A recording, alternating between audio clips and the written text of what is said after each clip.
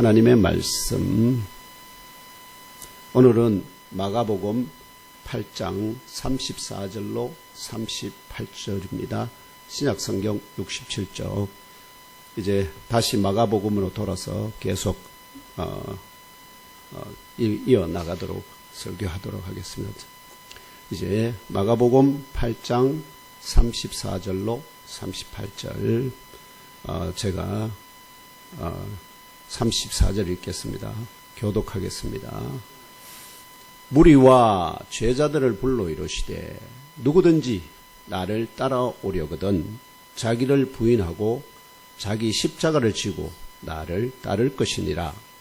누구든지 자기 목숨을 구원하고자 하면 잃을 것이요 누구든지 나와 복음을 위하여 자기 목숨을 잃으면 구원하리라. 사람이 만일 온 천하를 얻고도 자기 목숨을 잃으면 무엇이 유익하리요? 사람이 무엇을 주고 자기 목숨과 바꾸겠느냐. 함께 합독하겠습니다. 시작. 누구든지 이 염난하고 죄 많은 세대에서 나와 내 말을 부끄러워하면 인자도 아버지의 영광으로 거룩한 천사들과 함께 올 때에 그 사람을 부끄러워하리라. 아멘. 이 본문을 중심으로 자기를 부인하고 자기 십자가를 지고라는 제목으로 본문의 말씀을 상고하고자 합니다. 제목 한 번 더 읽겠습니다. 시작. 자기를 부인하고 자기 십자가를 지고. 아멘. 예수께서 말씀하십니다. 누구든지 나를 따라오기를 원한다면 자기를 부인하고 자기 십자가를 지고 나를 따르라. 이렇게 말씀하죠. 그래야만 그런 두 가지 명령에 복종하는 자들만이 참으로 내 제자가 될 수 있다. 이렇게 말씀하십니다. 오늘 성령 강림 후 제24주 주일에 경산 예몸교회에서 올려드리는 신령한 예배에 참석하신 형제 자매들과 온 가족 모두 이번 주간에도 영육이 더욱 강건하시기를 기원합니다. 범사가 형통하기를 축원합니다. 마음의 근심이 떠나가고 염려가 없기를 소망합니다. 주 하나님의 명령에 무조건 예스로 응답하시는 아브라함 같은 믿음의 의인들이 되시기를 축복합니다. 오늘 주신 하나님의 말씀 34절에서 나사렛 예수께서 친히 각자의 목적을 가지거나 혹은 특별한 목적 없이 무작정 자신의 뒤를 따르던 제자들과 무리를 자신의 주위 가까이로 부릅니다. 여러분 좀 거리가 있잖아요. 내 가까이 이렇게 부르는 겁니다. 불러서 그러고는 말씀하십니다. 누구든지 나를 따라오려거든 자기를 부인하고 자기 십자가를 지고 나를 따를 것이니라. 이 선포하신 나사렛 예수 그리스도의 음성이 지금 우리 각자의 심령에 큰 소리로 메아리쳐 울리기를 축원합니다. 이 말씀을 직역하여 다시 한번 들려드리면 이런 뜻입니다. 아무라도, 왜냐하면 거기 지금 따르는 이미 따르고 있잖아요. 그 따르고 있는 사람들 중에 제자라고 든 무리든 상관없이 아무라도 누구라도 만약 나의 뒤에 따라오기를 원한다면 그는 그 자신을 철저하게 부인하라, 이런 뜻입니다. 그냥 부인이 아닙니다. 철저하게 자기 자신을 부인하라. 또한 그는 자기 자신의 십자가를 들어 올려라. 십자가를 들고 따라오라는 겁니다. 그리고 나에게 다다르라, 이런 뜻입니다. 그렇다면 1세기 당시에 나사렛 예수의 뒤에 따라가던 제자들과 무리를 향하여, 그리고 21세기 지금 나사렛 예수의 뒤에 따라가는 저와 형제 자매 여러분을 향하여 아무라도 만약 나의 뒤에 따라오기를 원한다면 그는 그 자신을 철저하게 부인하라. 또한 그는 그 자신의 십자가를 들어 올려라. 선포하시는 영적인 의미나 의도가 무엇일까요? 이러한 명제를 상고하는 가운데 오늘 예몽교회 주일 예배에 참석하신 형제자매 여러분 모두 인생길에서 만나는 문제들, 사건, 사고들, 각종 장애들 같은 나의 힘으로 해결할 수 없는 막다른 골목길에서도 헤어나가거나 뚫고 지나갈 힘과 지혜와 권능을 주시는 나사렛 예수 그리스도 앞에 나아가 그 발 아래 엎드려 간구하고자 하는 겸손한 심령으로 더 나아가 그 입의 명령에 무조건 복종하는 살아있는 믿음으로 충만하게 되시기를 축원합니다. 무조건 복종하시든지 아니면 끝까지 복종하는 살아있는 믿음이 필요한 시대에 우리는 살고 있습니다. 이제부터 아무라도 만약 나의 뒤에 따라오기를 원한다면 그는 그 자신을 철저하게 부인하라 선포하시는 영적인 의미나 의도가 무엇인지 알아보겠습니다. 1세기 당시에 나사렛 예수의 뒤에 따라가던 제자들과 무리들은 무엇 때문에, 무엇을 위하여, 어떤 목적을 가지고 따라다녔을까요? 여러분들은 오늘 예배에 참석하신 여러분은 무엇을 위하여, 무엇 때문에, 어떤 목적을 가지고 나사렛 예수의 뒤를 지금 따라가고 있습니까? 나사렛 예수의 뒤를 따라야 어디로 가느냐? 나사렛 예수께서 가신 길로 그대로 따라갈 수 있기 때문에. 이 물음에 대해 마태복음서의 기자 사도 마태, 그리고 마가복음서의 기자 유대인 마가, 그리고 누가복음서의 기자 이방인 누가가 공통적으로 시몬 베드로와 몇몇의 제자들은 나사렛 예수로부터 하나의 약속을 듣고 믿고 모든 것을 버려두고 나사렛 예수의 뒤에 따라다니게 되었다고 증언합니다. 그 약속은 바로 사람의 어부를 만들어 주겠다는 것입니다. 사람의 어부. 원문 그대로 내가 너희를 사람의 어부를 만들어 주겠다 이런 뜻입니다. 마태복음 4장 19절로 20절 그리고 마가복음 1장 17절에서 18절을 연이어 읽으며 알아봅시다. 시작. 말씀하시되 나를 따라오라. 내가 너희를 사람을 낚는 어부가 되게 하리라 하시니 그들이 곧 그물을 버려두고 예수를 따르니라. 예수께서 이르시되 나를 따라오라. 내가 너희로 사람을 낚는 어부가 되게 하리라 하시니 곧 그물을 버려두고 따르니라. 아멘. 여기 우리 번역은 사람을 낚는 어부가 되게 이렇게 되어 있는데 사람을 낚는 어부가 되게 이런 말이 없습니다. 사람의 어부를 만들어 주겠다는 겁니다. 너희를 사람의 어부. 어부는 뭐 하는 사람이죠? 원래 물고기를 잡는 사람이잖아요. 근데 물고기 대신에 뭘 잡는다고요? 사람을 잡는. 그런 어부가 되게 하는 게 아니라 만들어주려는 뜻. 거기에 사역동사, 만들어준다. 메이크라는 동사입니다. 포이에오라 해서. 반면에, 이제 일부는 뭐를 만들어주겠다고요? 사람의 어부를 만들어주겠다는 그 약속을 믿고 따라간다는 겁니다. 반면에, 12사도 중에 가장 먼저 나사렛 예수의 뒤에 따랐던 제자가 바로 누구냐면은 시몬 베드로의 형제 안드레입니다. 이 안드레는 그는 본래 세례 요한의 제자였습니다. 세례 요한 아시죠? 예수보다 6개월 먼저 태어나신 요단강에서 광야에서 말하면 거의 30이 될 때까지 광야에서 어떻게요?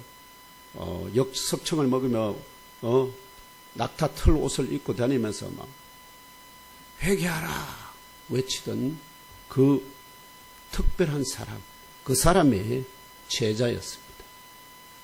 그래서 이 사도 요한이, 세례 요한이 뭐라고 이 나사렛 예수를 증언하느냐면은 나사렛 하나님의 아들, 하나님의 어린 양이라 가르친 세례 요한의 증언을 듣고 안드레는 나사렛 예수를 나중에 메시아, 그리스도로 자기 형제 시몬 베드로에게 증언합니다. 내가 메시아를 만났다.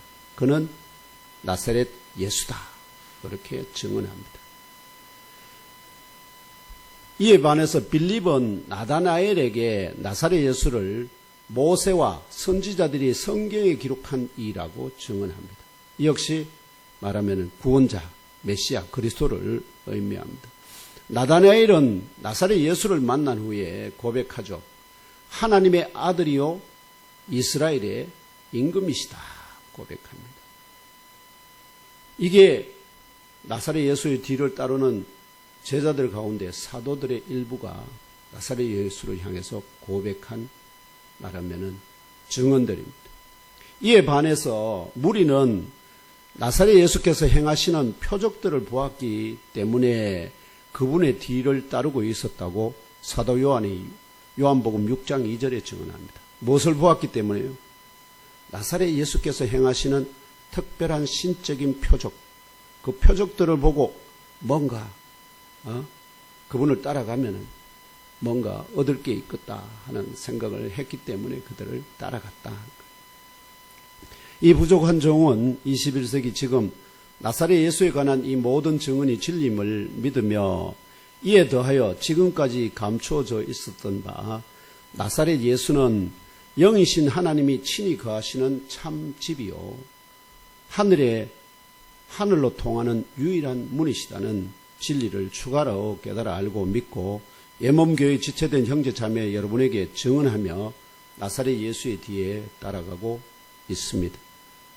그러므로 이제 21세기 경산사동 예몸교회 지체된 형제 자매 여러분도 지금까지 어떤 이유로 목적으로 그분을 따라왔는지 생각하시면서 나사렛 예수에 관한 성경의 모든 증언이 진리임을 믿으며 추가로 나사렛 예수는 영이신 하나님이 친히 거하시는 참 집이심을 믿으시기를 바랍니다. 하늘로 통하는 유일한 문이시다는 진리도 깨달아 알고 믿고 나사렛 예수의 뒤에 저와 함께 약속된 하늘의 낙원으로 지금 이 땅에서부터 출발해서 그분을 따라서 끝까지 가면 어디까지 간다고요? 하늘의 낙원으로, 그리고 생명나무가 자라고 있는 에덴 동산의 본향으로 영원하신 하나님의 보호자 앞까지 따라가시기를 축복합니다. 이것이 구원입니다. 이것이 구원이 진정한 의미의 구원입니다. 나사렛 예수를 왜냐하면 하늘로 통하는 유일한 문이 누구시라고요? 나사렛 예수. 나사렛 예수를 통하지 않고는 하늘로 들어갈 자가 아무도 없다. 하나님 보좌로 돌아갈 자가 아무도 없다는 걸 믿으시길 바랍니다. 그러니까 그렇기 때문에 우리가 누구를 따라간다고요? 나사렛 예수의 뒤를 따라간다 하는 겁니다. 어디로 가기 위해서? 낙원으로. 우리의 본향인 에덴 동산으로 되돌아가기 위해서. 그것이 하나님께서 우리를 향해서 원하시는 뜻이기 때문에 그렇습니다.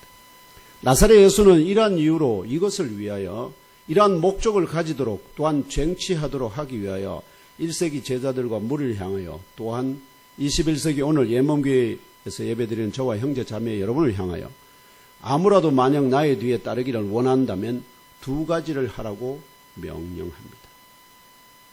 두 가지. 끝까지 따라오기를 원한다면 뭐 하라고요? 두 가지를 행하라. 그것이 뭐냐? 하느님 집이요 하늘을 통하는 유일한 문이신 나사렛 예수께서 자신의 뒤에 따라 약속된 하늘의 낙원으로 생명나무가 자라고 있는 에덴 동산의 본향으로 영원하신 하나님의 보좌 앞까지 나아가기를 원하는 특정한 누군가를 향하여 하라고 명령하는 두 가지가 바로 첫째는 자기 자신을 부인하라. 둘째는 자기 자신의 십자가를 들어라. 나사렛 예수께서 여러 가지 이유나 목적을 가진 채, 왜냐하면 무리들이, 사람들, 여기 계신 분들도 다 나름대로 이유와 목적을 가지고 예수를 따르시잖아요. 제가 말씀드린 저와 같은 이유로 따르는 분들도 있을 거고, 나름 다른 인생의 의미나 또는 자녀들의 미래를 위해서 하나님께서 이렇게 복을 주시면 좋겠다. 또 그런 여러 가지 이유들이 저같이 어떤 약속을 받고 가문에 대한 복을 주시기를 기대하는 그런 소망도 갖고 있습니다. 그래서 이런 여러 가지 이유나 목적을 가진 채 자신의 뒤에 따르고 있는 제자들과 무리 가운데 나의 뒤에 따르기를 참으로 원하는 자라면 그는 자기 자신을 부인하라 명령하시는 영적인 의미나 이유가 무엇일까요? 왜 그렇게 자기를 부인하라 말씀하실까요?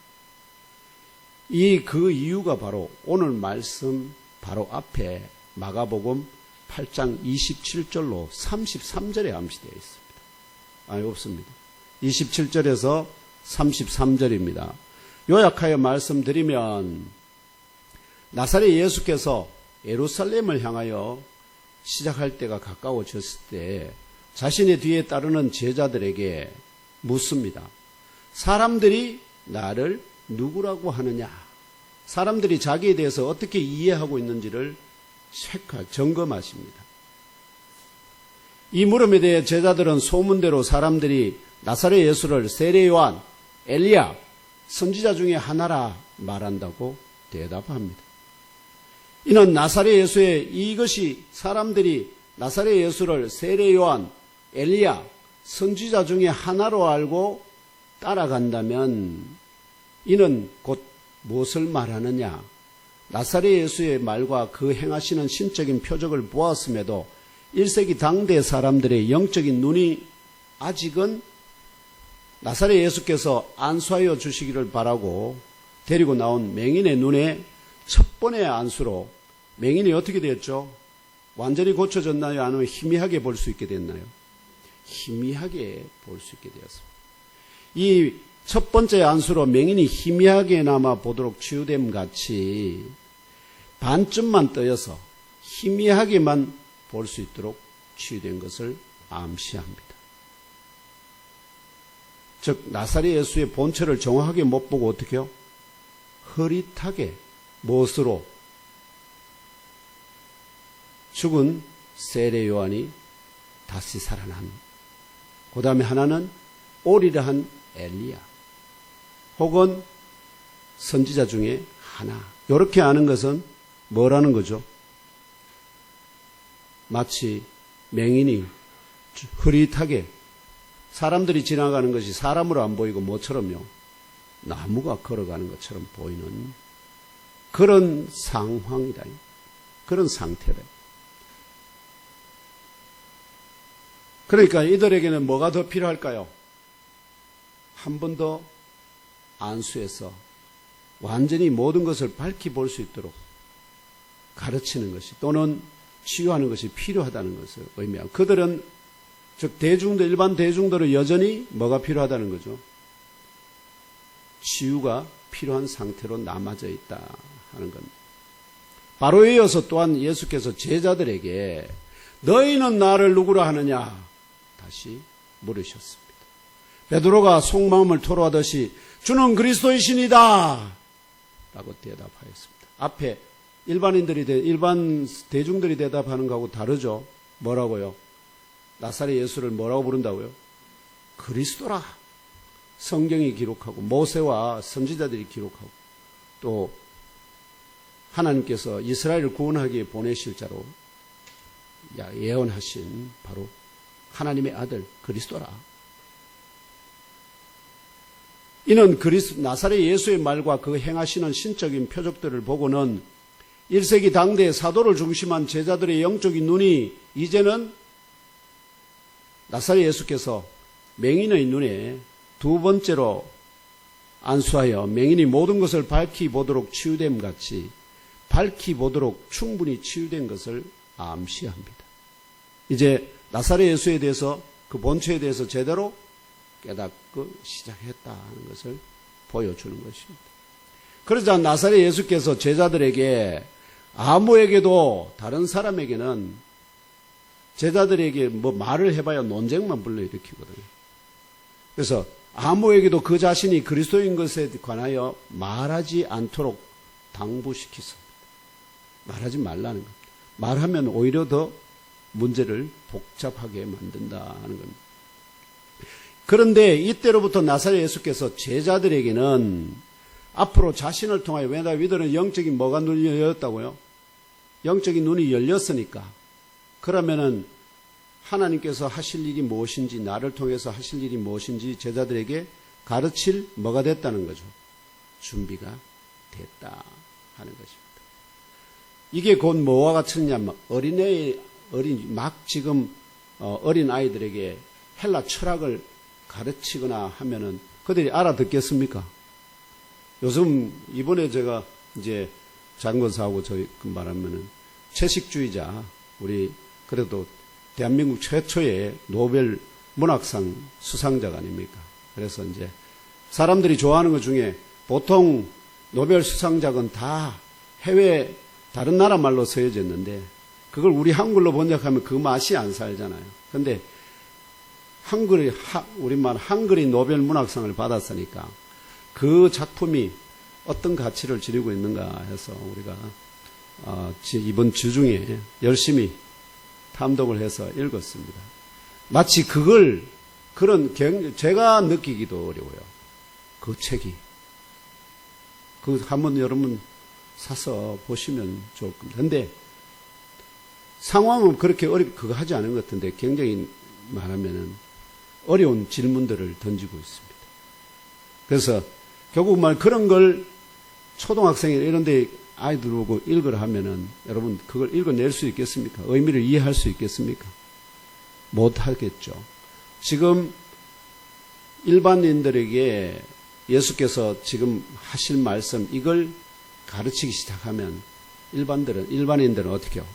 뭐 저런 이상한 말을 다 하고 깨닫지 못합니다. 근데 제자들은 지금 뭐가 열렸기 때문에 영안이 열렸다는 것은 그만큼 이제 이런 가르침을 받아도 될 만큼 장성했다는 의미가 되겠죠.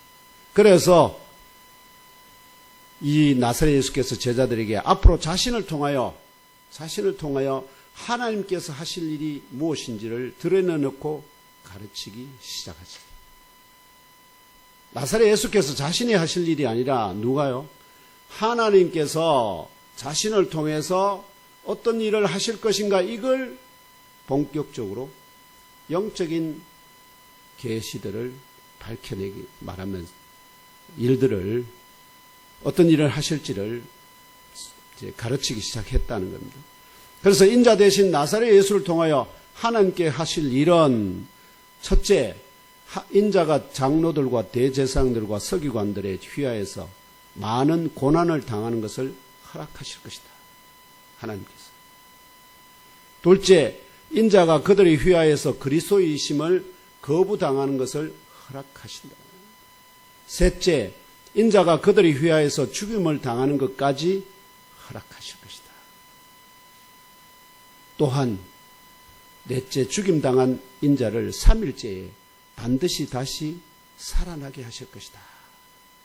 요 고난 후에 다시 살아 부활의 승리의 영광까지 그리스도께서 제자들에게 가르치기 시작하셨다. 그래서 바로 인자이신 나사렛 예수가 걸어가실 고난과 배척의 길 끝에 자기 자신의 십자가를 지고 죽음의 길을 끝까지 걸어가시지만 결국은 의인은 그의 믿음으로 말미암아 살리라는 성경의 진리대로 무덤에 장사 지낸 후 제3일에 다시 살아나시는 것이 하나님의 작정이요 하나님의 일이심을 자신의 뒤에 따르는 제자들과 무리를 향하여 드러내놓고 가르치시기 시작하신 것입니다. 이때 제자들이 그냥 듣고 있었으면 괜찮았을 텐데 이때 또 용감한 베드로가 났습니다. 나사렛 예수가 앞으로 말하면 가고 있거든요. 말씀을 하시며 가고 있는데 뒤에 와서 확 붙잡습니다. 그리고는 나사렛 예수에게 드러내어 밝히 말하지 말라고 이렇게 당부시킵니다. 그렇게 하면은 안 되지요. 요래 해야지요. 뭘 가르칩니다. 사람의 길을 가르치고 있다 하는 겁니다. 그러자 나사렛 예수께서 휙 뒤돌아섰습니다. 제자들을 베드로가 뒤에 손잡으니까 예수께서 확 뒤돌아서서 제자들을 향해서 말씀하셨습니다. 제자 베드로에게 경고하십니다. 그리고 말씀하셨습니다.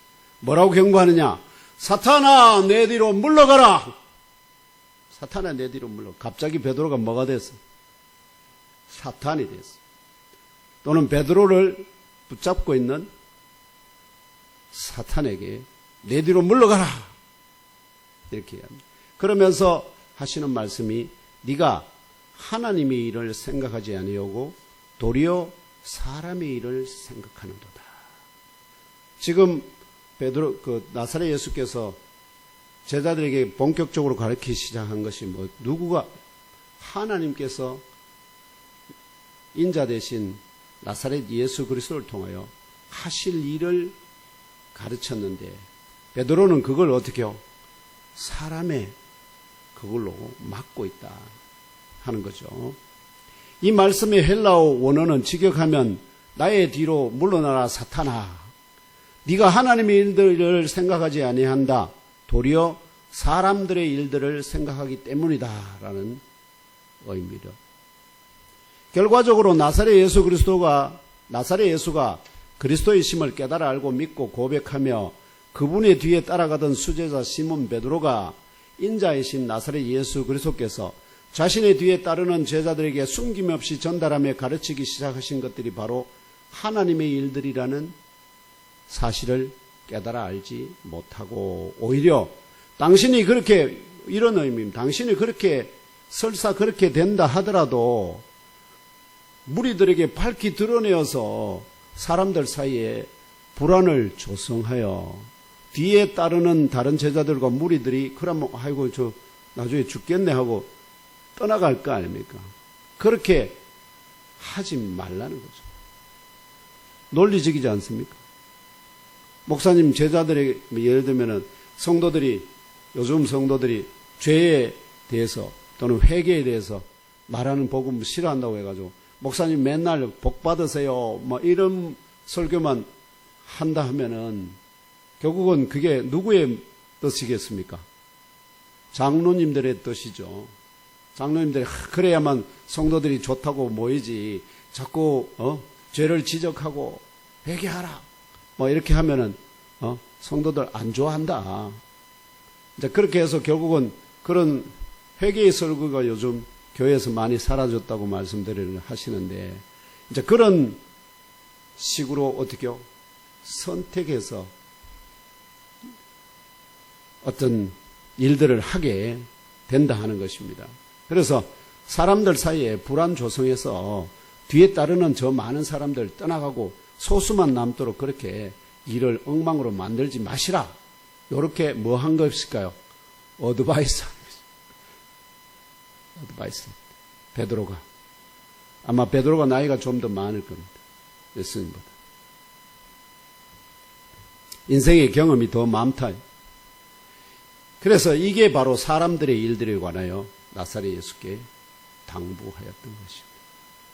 베드로처럼 하나님의 일들을 생각하지 않고 오히려 사람들의 일들을 생각하는 사람이라면 아무라도 지금도 하나님의 집이요 천국의 문인 그리스도의 몸된 교회 안에서도 세상과 같이 논란과 분쟁과 서로를 향하여 손가락질이 난무하는 일들이 많습니다. 아시죠, 장로님? 하나님 집에서조차도 그렇게 되는 일이 무엇 때문일까요? 누구의 일을 생각해서 그럴까요? 하나님의 일을 생각하면 결코 그럴 수가 없습니다. 그런데 누구의 일을 생각한다고요? 사람의 일들을 생각하기 때문에 내 기분 상해서 내 인격이 모독당해서 나는 이런 대우를 받을 사람이 아니야. 감정이 상하면 아이고 안 나가면 그만이지 하면서 교회하고 담사합을 이런 일이 벌어지듯이 하나님의 일을 생각하지 않고 사람들의 일들을 생각하면서 나사렛 예수를 뒤를 따라가는 사람은 결국은 어떻게 된다고요? 결국은 베드로처럼 뒤에서 그리스도의 몸을 자기 손으로 붙잡아 저지하듯이 그리스도의 몸이 뭡니까? 교회 아닙니까? 교회 아닙니까? 교회가 나아가는 길을 어떻게 해요? 붙잡아 저지하며 사람들의 일들을 고려하도록 당부하기까지 하는 행동을 할 수 있다는 것입니다. 그러므로 나사렛 예수 그리스도의 뒤에 따르는 사람이 하나님의 일들을 생각하지 아니하고 도리어 사람의 일들을 생각한다면 그는 제자가 되기 위하여 뒤에 따르는 자가 아니죠. 제자는 어떤 사람입니까? 스승의 가르침에 순종하고 그것을 어떤 의미인가 깊이 생각하면서 그 깊이와 넓이와 폭을 헤아린 자가 제자거든요. 자기가 그보다 더 깊이 알면 제자가 될 필요가 있습니까? 없습니까? 자기가 뭐 하면 되죠? 선생하면 되죠. 선생하면. 그런데 나사렛 예수의 뒤를 따르면서 자기가 선생하면 이건 뭐가 모순이죠. 모순입니다. 그래서 이런 사람은 그의 제자가 되기 위하여 뒤에 따르는 것이 아닙니다. 오히려 나사렛 예수 그리스도를 통한 하나님의 일들을 저지하고 회방하고 넘어뜨리기 위하여 첫 번째 시험 이후에 지금 사탄이 어떻게 되어 있습니까? 그를 잠시 떠났다고 말씀했어요. 잠시 떠났는데 지금 계속해서 여전히 은밀하게 뒤에 따르는 사탄과 같다는 진리를 깨달아 아시고 믿고 심령 깊이 잘 박힌 진리의 못으로 영접하시길 기원합니다. 여러분, 우리가 보이는 적은 대적하기가 쉬워요. 보이는 적은 대적하기가 쉽잖아요. 그런데 보이지 않는 적은 어떻게 대적하죠? 사탄과 그의 추종자들은 보입니까? 안 보입니까? 안 보입니다. 안 보여요. 그걸 볼 수 있는 분은 누구밖에 없을까요? 예수 그리스도밖에 없어요. 사람으로서. 그러면 예수 그리스도는 모든 것을 보시고 모든 것을 아시고 명령을 가르침을 주시지만 그 제자들은 아무것도 안 보여요. 아무것도 안 보여요. 그런데도 끊임없이 어떻게 해요? 모든 것을 보는 사람처럼 행동하려고 한다는 거죠. 이러한 배경 가운데 나사렛 예수께서 만일 어떤 사람이 나의 뒤에 따르기를 작정하였다면 그 자신을 부인하라고 명령하신 것입니다. 이 명령을 그럼 부인하라 이 말의 의미 이게 중요하잖아요. 결국 이 명령을 혼돈 없이 그냥 사람들이 근거 없이 부인하라는 말이 어떤 의미라고 말하는 것은 성경의 가르침이 아닙니다. 뭐에 딱 예수께서는 이 명령의 어떤 의미인지를 혼돈 없이 제대로 이해할 수 있도록 필요한 길잡이를 바로 그 본문 안에 다 주셨습니다. 오늘 주신 말씀에 35절로 38절에 제시가 되어 있습니다. 이 길잡이가. 이렇게 이것 때문에 뭐라는 거죠? 너 자신을 뭐하라? 부인하라. 네 십자가를 치라. 들으라. 이렇게 명령하고 있는 것입니다. 그 길잡이의 핵심이 바로 35절의 말씀입니다. 35절의 말씀. 같이 한 번 더 읽을까요? 35절의 말씀입니다. 시작. 누구든지 자기 목숨을 구원하고자 하면 잃을 것이요. 누구든지 나와 복음을 위하여 자기 목숨을 잃으면 구원하리라. 아멘. 여기에 우리말에는 이게 두 문장으로 되어 있지만 이게 원래면은 이런 뜻입니다. 중간에 누구든지 자기 목숨을 구원하고자 하면 잃을 것이다 하고 콜론, 세미콜론이 아니고 콜론이 딱 찍혀져 있습니다. 콜론. 그걸 설명하는 부분이 뒤에 부분인데 누구든지 나와 복음을 위하여 자기 목숨을 잃으면 구원받을 것이기 때문이다. 이런 뜻입니다. 이해하시겠습니까? 자, 누구든지 자기 목숨을 구원하고자 하면 잃을 것이다. 왜냐하면 누구든지 나와 복음을 위하여 자기 목숨을 던지면 그 목숨을 구원받게 될 거다. 이런 뜻입니다.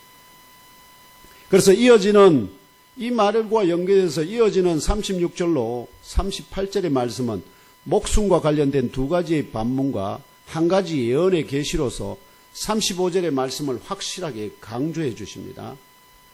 목숨과 관련된 두 가지 질문과 한 가지 예언의 계시가 무엇인지 첫째 질문은 만약 사람이 온 세상을 얻기 위하여 그래서 그 자신의 목숨을 해치는 것이라면 어떠한 유익이 있느냐?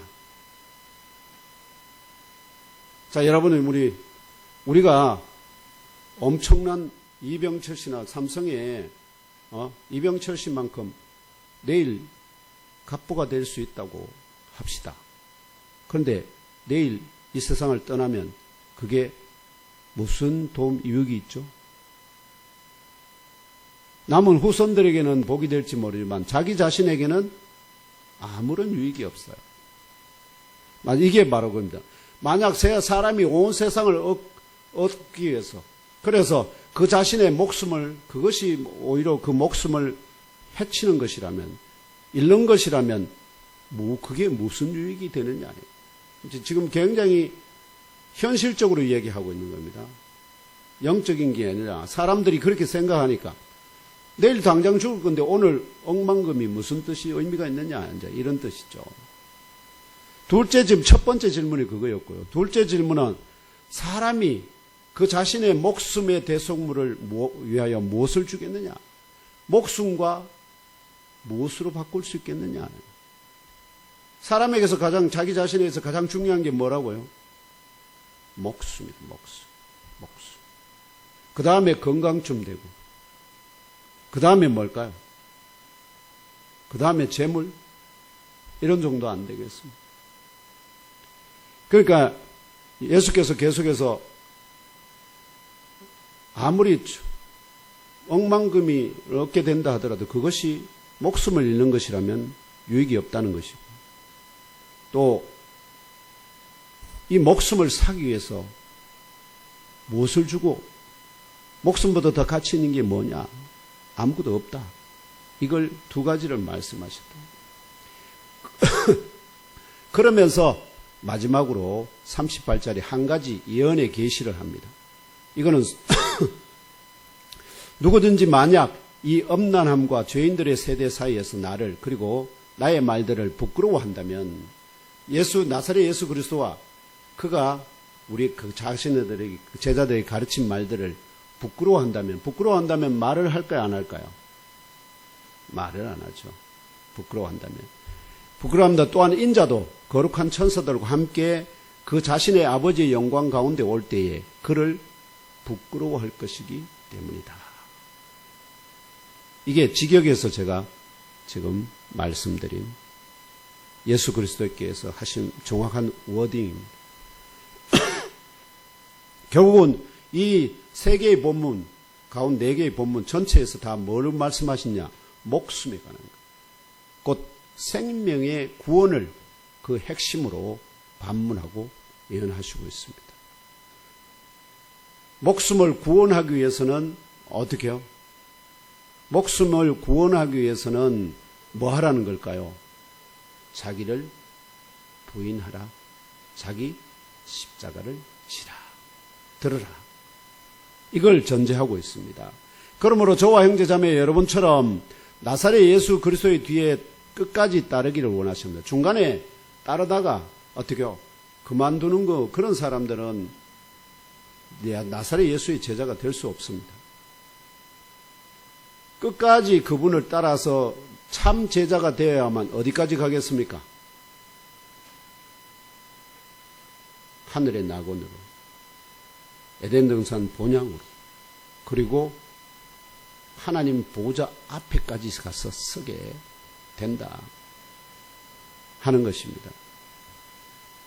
그래서 나사렛 예수 그리스도의 뒤에 끝까지 따르기를 원하신다면 첫째 그 자신을 부인하라는 이 명령이 바로 나사렛 예수의 뒤에 따르기를 작정한 지체들의 목숨, 곧 생명의 구원과 밀접하게 연관되어 있다는 것입니다.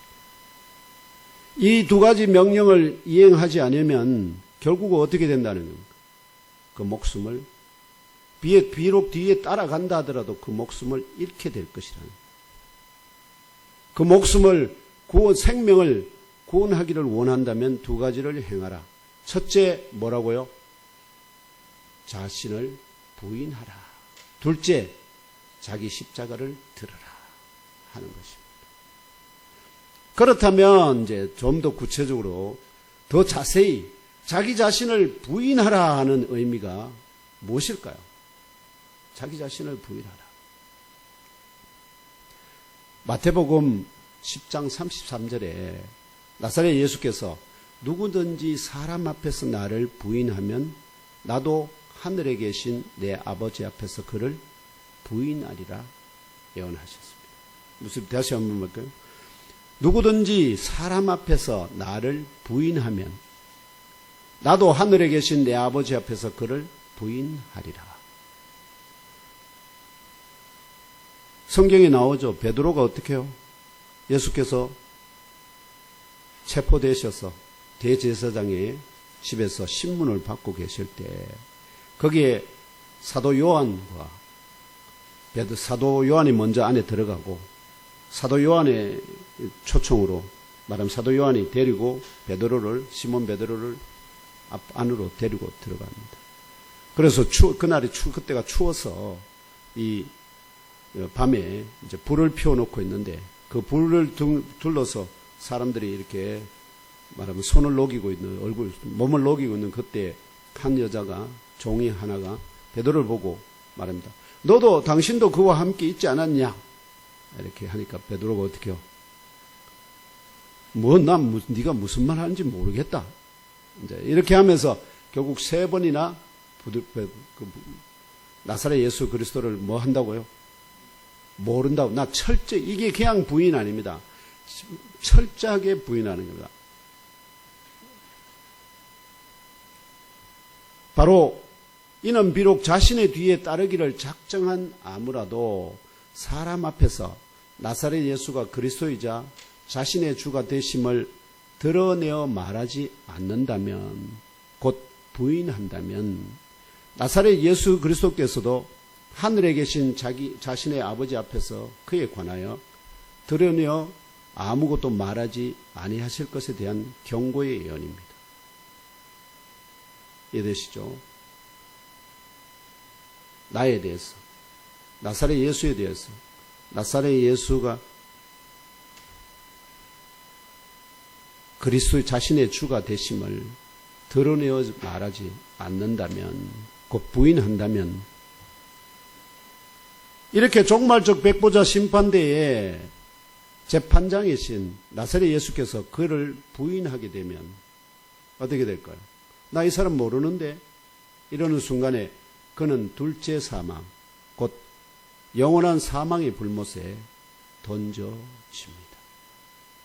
나사렛 예수께서 이 사람 내 제자입니다. 이 사람은 내가 택한 사람입니다. 하실 때만 영원한 생명에 영광을 얻게 된다.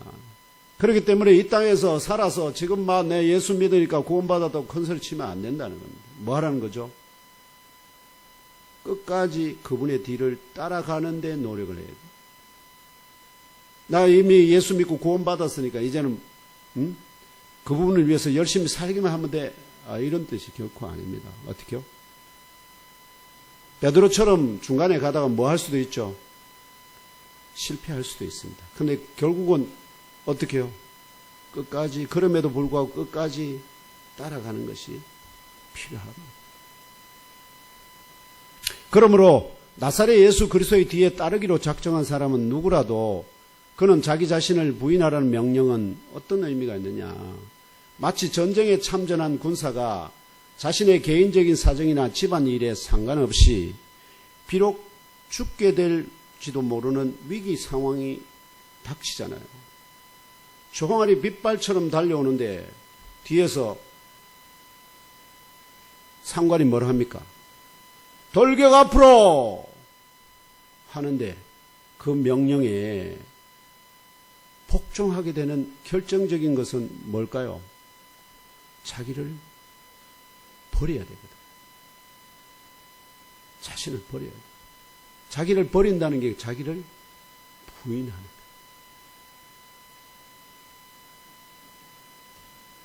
그래야만 그 상관의 명령에 끝까지 복종할 수 있는 참 군사가 되는 것은 바로 그 결정적인 상황에서 어떻게 해요? 자기를 부인한 사람만이 그 명령에 복종할 수가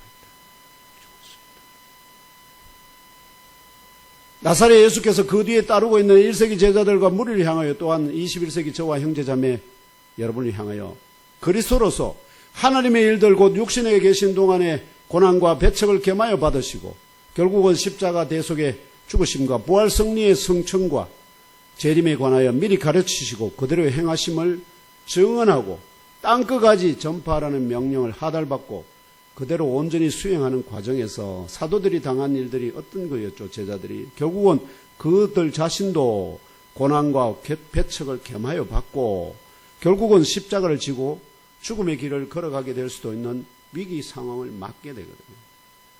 그때 결국은 베드로는 로마에서 처음에 어떻게 했죠? 그 위기 상황을 어떻게 하죠? 또 두 번째 실패하잖아요. 다시 로마에서 제자들이 선생님은 살아서 또 더 큰 일을 하셔야죠. 하나님이 일을 계속하셨어요. 그러니까 동자 하나를 데리고 로마에서 벗어나서 로마 지경을 벗어나려고 딱 하니까 누구를 만납니까? 나사렛 예수께서, 부활하신 예수께서 다시 로마로 들어가시는. 그래, 주님 어디로 가시는? 그게 코바디스 도미네오. 주요, 어디로 가시나이까? 너를 대신해서 로마에 다시 십자가에 못 박히러 간다. 이 말씀을 베드로가 듣게 돼. 그때 베드로가 어떻게 했을까? 아, 여기가 내 자리구나 하는 걸 깨닫고 그가 다시 돌이켜서 로마로 들어가게 됩니다. 이게 그 영화의 아주 핵심적인 내용입니다. 결국 자기 자신을 부인하지 않기 때문에, 왜냐하면 뭐 하려고 제자들이 선생님은 더 큰일 하셔야죠. 이 자리는 아닌 것 같습니다는 누구의 말입니까? 사람들의 말을 따라서. 결국 자기 자신을 부인하여야만 나사렛 예수 그리스도의 명령에 끝까지 복종할 수 있는 참 제자가 되기 때문입니다. 이렇게 결국은 자기 자신을 부인함으로 나사렛 예수 그리스도의 명령에 죽기까지 복종한 참 제자에 대하여 종말적 백보자 심판대의 재판장이신 나사렛 예수 그리스도께서 어떻게 판단하시겠습니까? 그런 제자들. 친히 하나님 아버지 앞에서 그를 자신의 참 제자로 인정하고 생명나무의 열매를 먹이며 완전한 자유와 참 행복을 누리는 영생의 복을 허락하신다는 것이 바로 하나님의 약속입니다. 이것이 바로 자기 자신을 부인하지 못함으로 자기 목숨을 구원하기 위하여 나사렛 예수 그리스도를 오히려 부인하면 반드시 자기 목숨을 잃는 영원한 둘째 사망에 들어갈 것이며, 자기 자신을 부인함으로 나사렛 예수 그리스도와 십자가 복음을 위하여 자기 자신의 목숨을 잃으면 반드시 완전한 자유와 참 행복을 누리는 영생의 복을 얻는 참 구원에 이르게 된다는, 이것이 참으로 구원의 신비입니다. 구원을 얻었다고, 구원받았다고 확신한다고 이게 될까요? 아닙니다. 그거는 그냥 말 장난에 불과합니다. 구원받게 되면, 구원의 약속을 받게 되면 어떤 일이 벌어진지 말씀을 한번 드려볼까요? 모든 일에서 자유하게 됩니다.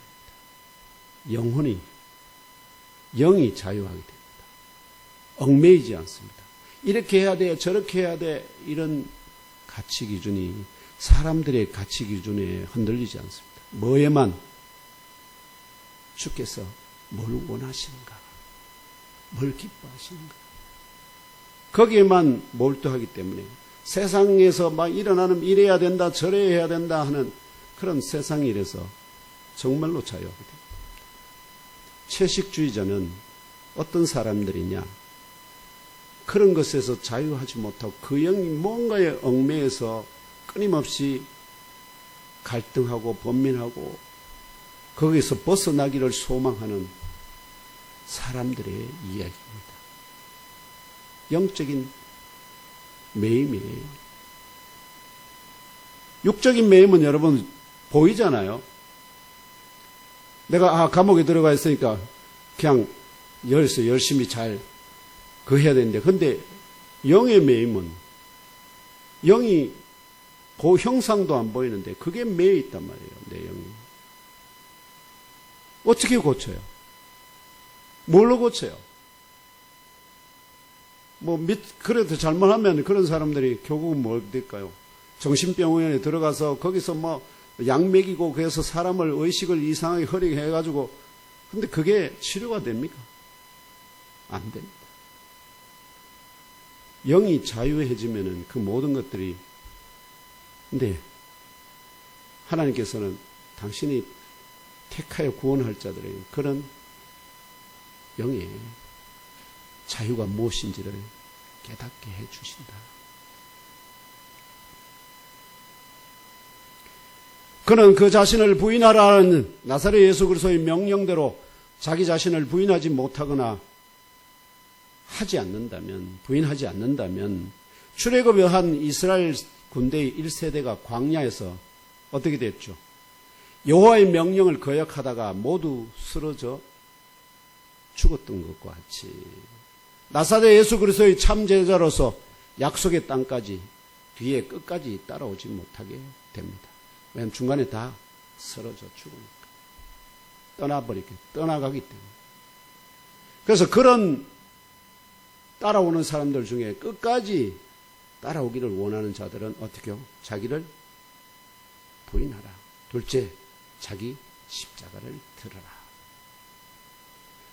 신약에서 대표적인 사람이 바로 가룟 유다입니다. 그는 사도로 세움을 받기까지 하였지만 나사렛 예수의 신적인 능력을 힘입어서 뭘 일을 해보고 싶었느냐. 이 사람이 열심당이거든요. 1세기 당시에 유대 나라가 로마 제국의 식민지에서 벗어나 성경에서 하나님께서 이 이스라엘을 높여서 온 세상을 지배하는 나사렛 예수를 말하면 메시아를, 그리스도를 온 세상을 통치하는 자로 세울 것을 연하고 있으니까. 그러면 이스라엘을 회복해야 그 일이 일어날 거 아닙니까? 결국은 1세기 당시에 유대 나라가 로마 제국의 식민지 하에 있었잖아요. 그런데 나사렛 예수의 이 신적인 능력을 힘입어서 이 식민지에서 벗어나 자유하기를 바랐던 아주 이유를 지글로 치면 독립투사와 같은 사람이 바로 누구였을까요? 가룟 유다입니다. 가룟 유다. 그는 이 자신의 소망이나 열망을 끝까지 버리지 못했습니다. 무엇을 몰랐을까요? 이 세상이 어떤 것인지 몰랐어요. 지금도 수많은 사람들이 거의 대부분이 이 세상이 어떤 것인지 정확한 그 실체를 모르고 내가 어떤 존재로 이 세상에서 살고 있는지 그 존재의 의미를 제대로 알지 못하고 다 살아갑니다. 그렇기 때문에 그걸 볼 수 없으니까 자기 자신을 모든 것을 보시고 자기 자신을 부인하라 명령하시는 나사렛 예수의 이 명령에 복종하지 못함으로 결국 전쟁터에서 상관의 명령에 불복한 병사가 즉결 처분을 받아 죽임을 당하듯이 자기 자신이 자기 자신의 주인이 되어 자기 자신을 죽인 것입니다. 이게 가룟 유다의 가장 비참함입니다. 다시 한번 말씀드립니다. 자기 자신이 자기 자신의 주인이 되어 자기 자신을 죽인 것입니다. 철저히 자기 자신에게 사람의 일에 충성된 자는 하나님이나 하나님의 일에는 불충한 자가 됨을 깨달아 아시고 그는 그 자신을 부인하라 명령하시는 나사렛 예수 그리스도의 이 명령에 끝까지 복종하시기를 축원합니다. 아무라도 만약 나의 뒤에 따라오기를 원한다면 그는 그 자신의 십자가를 들어 올리라 선포하시는 이유는요. 누가복음 14장 27절에서 나사렛 예수께서 뭐라고 말씀합니까? 누구든지 자기 십자가를 지고 나를 따르지 않는 자도 능히 내 제자가 되지 못하리라. 나사렛 예수께서 결국 십자가를 지고 거기서 고난과 그러고 난 다음에 영광을 얻듯이 제자들도 어떻게 해요? 고난을 통한 영광 고난 없이는 영광이 없다 하는 것, 그걸 명확하게 알고 따르라는 겁니다. 이 고난이 단순하게 자기가 잘못해서 주어지는 고난이 아닙니다. 뭐죠? 하나님께서 하나님 나라와 그 의를 위한 고난을 말하는 겁니다. 인생에 주어지는 어떤 그런 문제들, 이게 십자가가 아닙니다. 오해하시면 안 됩니다. 인생에 주어지는 것은 내가 잘못했거나 판단을 잘못하거나 혹은 선택을 잘못해서 일어나는 하나의 사건일 뿐이고, 내가 최선을, 내가 가장 선하게 하나님 뜻대로 다 했음에도 불구하고 당하는 고난이 있고, 그 고난의 끝에 나중에 뭐까지요? 죽음의 위기까지 직면했을 때 그걸 용감하게 감당할 수 있는 것은 첫 번째 자기를 부인해야 되고, 두 번째는 자기가 져야 할 십자가를 지고 가지 않으면은 거기 십자가를 세워야 할 자리에 십자가가 없잖아요.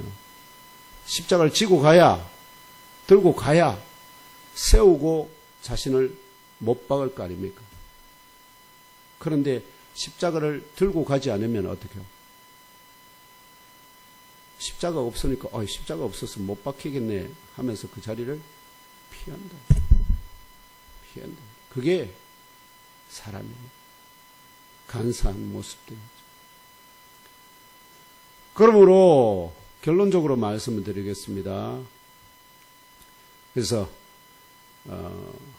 아브라함 같은 참 의인으로 인정되는 사람은 끝까지 그리스도의 자기를 부인하고 자기 십자가를 들고 그 뒤를 따라가면서 끝까지 따라가는 이런 참 제자라야 아브라함 같은 참 믿음으로 인정되기 때문에 그가 지게 되는 자신의 십자가는 더 이상 자기 죄로 인하여 져야 할 죽음의 십자가가 아닙니다.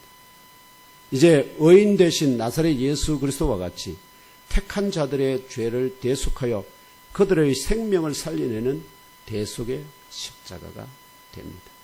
대속의 십자가가 됩니다. 왜냐하면 하나님께서 의인을 못 박아서 누구를 살린다고요? 그들의 죄를 대속해서 그들이 죄 없다고 하나님이 선포해 주시기 때문에.